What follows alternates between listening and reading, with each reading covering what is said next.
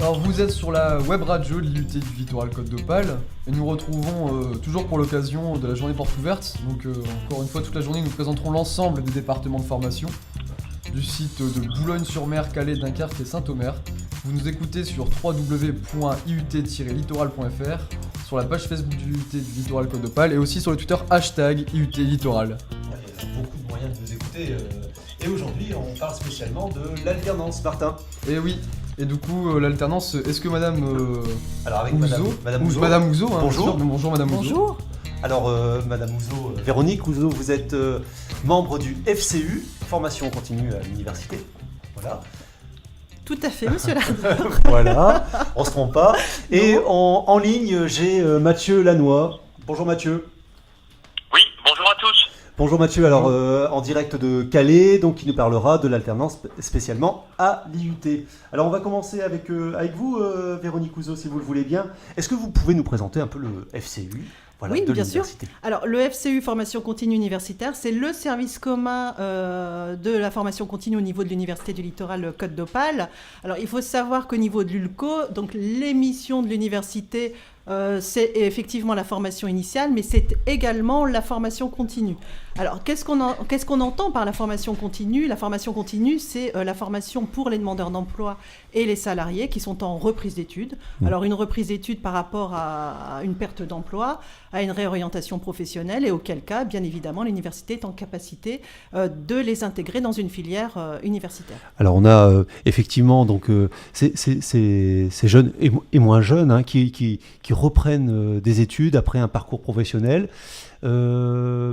C'est pas un public particulier, c'est un public particulier. C'est pas plus difficile d'enseigner à des adultes, j'ai envie de dire, qu'à des enseignants, enfin qu'à des étudiants, je veux dire, qui sortent du bac. Alors, c'est un peu différent quand même. C'est un peu différent. On va dire qu'avant une intégration à l'université, on va travailler le projet professionnel de la personne. Il est bien évident qu'après une perte d'emploi et une réorientation professionnelle et du coup un projet de reprise d'études, la personne a envie de reprendre ses études et de trouver une insertion professionnelle suite à ça. Donc on va d'abord travailler le projet professionnel du demandeur d'emploi ou du salarié et à partir de là, on l'intègre dans une filière de l'université. Mais il est toujours très riche et intéressant de pouvoir mélanger les deux publics, les jeunes de formation initiale et des adultes en reprise d'études. Voilà. Alors quel champ de compétences, quel diplôme propose-t-on à ces jeunes et ces demandeurs d'emploi? Toute l'offre de formation de l'ULCO est bien évidemment ouverte à ces publics de formation continue.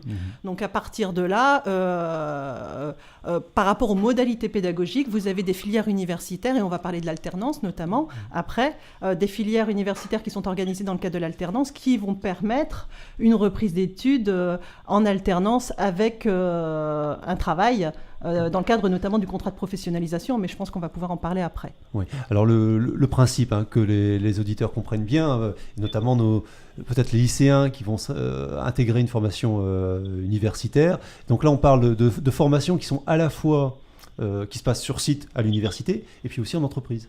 Voilà. Donc, dans le cadre de l'alternance, et donc de nouvelles modalités pédagogiques qui sont organisées en alternance, et on va parler du contrat d'apprentissage ou du contrat de professionnalisation, ça permet aux jeunes notamment, et aux moins jeunes, d'être à la fois étudiants et salariés. Ça veut dire qu'en tant qu'étudiant, je vais alterner des périodes de formation et des périodes de travail, puisque je suis salarié dans une entreprise, et c'est l'idéal, parce qu'au bout d'un an ou de 2 ans, hein, ça dépend du diplôme, voilà, donc le jeune va pouvoir accumuler une année d'expérience professionnelle et valider sa formation universitaire. Donc il n'y a rien de tel que d'être étudiant et salarié. Ouais. Est-ce que tous les diplômes sont concernés par l'alternance ? Alors, tous les diplômes de l'ULCO sont ouverts dans le cadre de la formation continue, aux demandeurs d'emploi et aux salariés. Formation continue et alternance, on a deux choses différentes. C'est deux choses différentes. Rappelle, hein. L'alternance, on va dire que c'est une modalité pédagogique dans le cadre de la formation continue. C'est une vraie modalité pédagogique. Donc tous les diplômes de l'ULCO sont bien évidemment ouverts dans le cadre de la formation continue, donc au public demandeurs d'emploi et salariés. Pour ce qui concerne la modalité pédagogique, donc l'alternance, l'apprentissage et les contrats de professionnalisation, donc vous avez un certain nombre de filières qui sont organisées en tant que telles, et notamment un certain nombre de filières de l'IUT, des DUT, des licences pro pour lesquelles Monsieur Lannoy pourra en parler. Alors nous avons Mathieu Lannoy au téléphone. Mathieu Lannoy, bonjour. Bonjour. Alors, effectivement, vous êtes donc chargé du développement de l'alternance à l'IUT, c'est bien ça?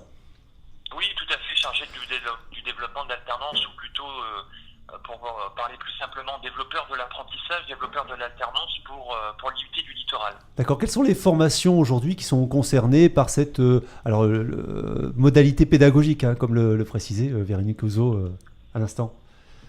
Alors, l'alternance, qui inclut deux termes, donc le contrat d'apprentissage et le contrat de professionnalisation, sont des choses qui sont bien ancrées depuis un certain temps au sein des priorités de l'établissement et de l'université. Donc, toutes nos formations, donc nos 8 DUT et 12 licences professionnelles sont proposées en formation initiale, en formation par contrat de professionnalisation et certaines en apprentissage. Et nous continuons encore aujourd'hui à développer l'apprentissage.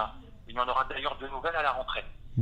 Alors l'apprentissage, c'est une modalité de contrat de suivi, hein. Donc l'étudiant va après son DUT ou pour le DUT pouvoir souscrire ce type de contrat? Alors dès la sortie du lycée, donc pour son orientation post-bac, le lycéen a la possibilité de postuler à un DUT par le biais d'un contrat de professionnalisation ou d'apprentissage sur tout ou partie du cursus. Quelle est la démarche qu'il faut adopter, suivre pour rentrer dans ce cursus, pour celles et ceux qui nous écoutent et souhaiteraient suivre des études différemment?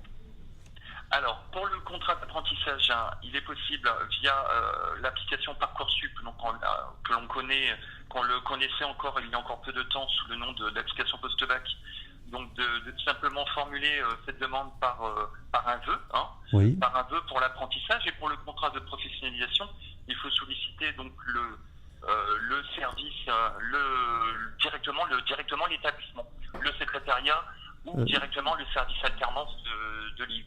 De service alternance de l'IUT.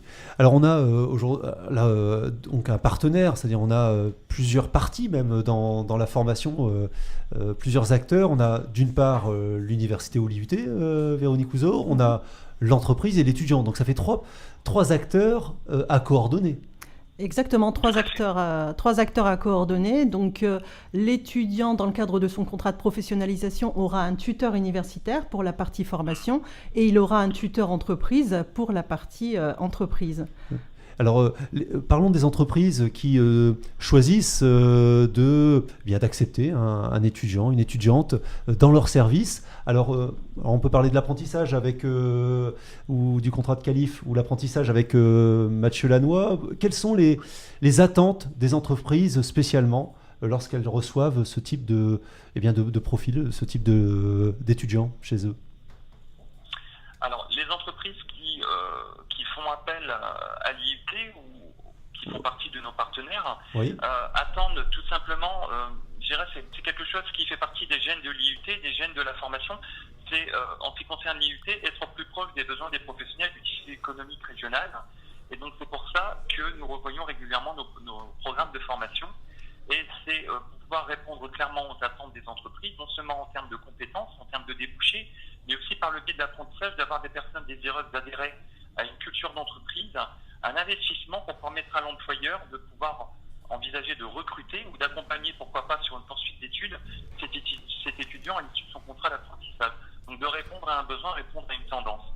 Alors Véronique Ouzot, en formation continue, eh bien, on a la même démarche, c'est-à-dire qu'on doit être capable de proposer des formations qui soient adaptées au marché du travail. Tout à fait, oui, tout à fait. Et des formations qui soient adaptées au marché du travail, d'autant plus quand vous avez affaire à un demandeur d'emploi ou un salarié en reconversion professionnelle. L'objectif d'une reprise d'études, c'est bien évidemment l'insertion après la reprise d'études.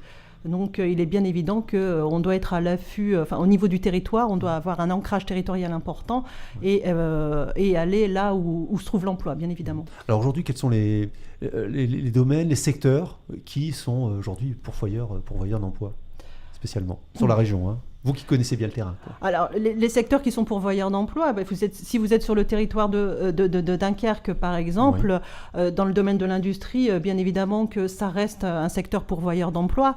Et on n'a pas de mal à trouver de contrat en alternance. En tout cas, les jeunes n'ont pas de mal à trouver un contrat en alternance à niveau master aussi, hein. Donc là, on parlait du DUT ou de la licence pro, mais il faut savoir qu'à niveau master, on a un certain nombre d'étudiants qui sont en reprise d'études, qui suivent un master dans le cadre de l'alternance, dans le cadre de contrats de professionnalisation. On a notamment le master analyse contrôle chimique sur Dunkerque qui travaille beaucoup avec des entreprises industrielles. Donc oui, non, il y a aujourd'hui un certain nombre de domaines pourvoyeurs d'emploi, que ce soit sur Dunkerque, Boulogne, Calais, Saint-Omer. Voilà. Contrairement aux idées reçues, insistons sur le fait que l'industrie quand même réclame des talents. Voilà, exactement, c'est bien dit. L'industrie réclame des talents et l'industrie embauche encore aujourd'hui, sans aucun problème. Mathieu Lannoy, c'est le même constat que vous faites au niveau absolument. Oui, absolument. Donc j'avais... Beaucoup de demandes, d'attentes dans le domaine industriel sur le Grand Littoral et beaucoup évidemment de collaboration, de partenariat, de projets avec les grands acteurs du territoire. D'accord. Sur les filières telles que le DT, jeudi, pour ne pas citer, ou encore dans le domaine du numérique, l'informatique, ou encore dans le domaine de la maintenance ou de la conduite énergétique ou de la qualité de l'environnement. Ok, absolument. Martin, une question par exemple sur j'en avais même le D'accord, alors parce Martin, que je t'en j'en prie. avais une qui concernait est-ce que c'est possible de reprendre un cursus normal, et la deuxième, est-ce que c'est pas difficile pour des personnes qui ont déjà travaillé de reprendre leurs études? Alors une question peut-être pour Mathieu Lannoy tout d'abord. Est-ce qu'il est possible, une fois avoir choisi l'apprentissage, de revenir dans un cursus traditionnel? Exact, c'est ça. Alors, j'ai envie de dire, ça dépend à quel moment. Nous encourageons les lycéens qui sont très désireux d'intégrer la formation une formation, donc un DUT en l'occurrence en apprentissage, de formuler à la fois un vœu, comme il l'est possible par la procédure, en apprentissage, mais un vœu aussi en formation classique. Donc si en effet au début de son apprentissage la personne venait à ne pas être satisfaite par les conditions propres à cette typologie de contrat, il est toujours en effet, après appréciation avec le département, il est tout à fait possible en effet de réintégrer la formation initiale. Mais j'insiste sur le fait que cela c'est propre à l'appréciation vraiment du département en question. Oui. Donc c'est quand même particulier, je veux dire, une fois qu'on s'engage dans cette filière, je crois que l'essayer c'est l'adopter, Véronique Ouzot. Exactement. Oui. C'est-à-dire qu'une fois qu'on a compris et accepté cette modalité, que c'est un petit peu bousculer un petit peu les idées reçues, c'est-à-dire que la formation, ça peut se faire à la fois en entreprise et à l'université. Et puis n'oublions pas que du coup, le jeune étudiant salarié perçoit un salaire. Donc voilà, il développe une expérience, il a un salaire, c'est le début de sa vie. Donc c'est quand même particulièrement intéressant. Véronique Ouzot, quelques conseils à ceux qui nous écoutent pour s'informer sur la formation continue et l'alternance en règle générale. Alors, pour le FCU peut-être Alors, pour le FCU, nous avons 3 sites permanents au niveau de l'université. Donc, le site de Boulogne, le site de Calais, le site de Dunkerque. Donc, il suffit de taper en moteur de recherche FCU Université du Littoral Côte d'Opale et vous allez tomber sur le site du FCU, en lien bien évidemment avec l'université. Et à partir de là, vous aurez les numéros d'appel pour les 3 sites. Et donc, nous avons également 2 chargés de développement de professionnalisation qui sauront vous accueillir, qui accueilleront les jeunes et qui sauront les renseigner par rapport aux filières ouvertes dans le cadre de l'alternance à l'ULCO. D'accord, donc un numéro de téléphone peut-être, le secrétariat qu'on va laisser sur notre compte Twitter avec le secrétariat qui pourra répondre aux questions que se posent les auditeurs. Tout à fait. Mathieu Lannoy, on retrouve toutes les informations concernant l'apprentissage à l'IUT, l'alternance à l'IUT, sur le site de l'IUT, www.iut-littoral.fr. Et sur le hashtag, sur Twitter aussi avec le hashtag IUT Littoral. Voilà. L'émission touche à sa fin. Je remercie. Déjà oui, c'est déjà l'heure de nous quitter, Madame Ouzot, qui est une habituée quand même de la radio, faut le dire, faut le rappeler tous les ans. Merci. Merci Mathieu Lannoy d'avoir accepté notre invitation. Merci à vous. Et je vous donne à très bientôt. Et donc, on va vous donner rendez-vous donc dans quelques instants pour une prochaine émission sur justement le département GEII. Voilà, on dit GE2I. G2I à Calais. Génie électronique industriel. Et informatique. Oui, merci, merci Madame Ouzot. Voilà, toujours très réactive, heureusement. Bien. À très bientôt. Merci à tous. Merci, au revoir. Bon après-midi.